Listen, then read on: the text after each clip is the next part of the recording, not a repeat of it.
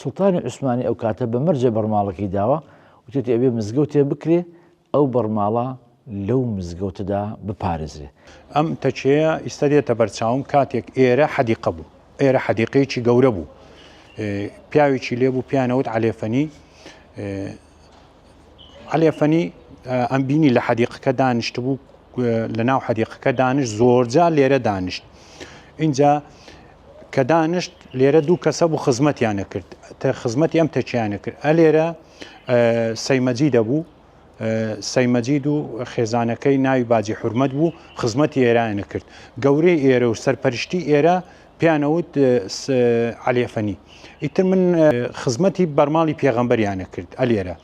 بەرماڵەکەی ئەلێرە لە ئێرە قایە و گەج بوو، وەک ئیستا نەبوو، ئیستا بلۆکە، ئێرە قایە و گەج بوو، بینایەکی گەورە بوو. لە ژوورەوە بەرماڵەکەی پێغەمبەر لە سنووقێ بوو، سنووقەکە قفڵێکی پێوە بوو، بە زنجیر بەسترا بوو، هەڵیان واسی بوو.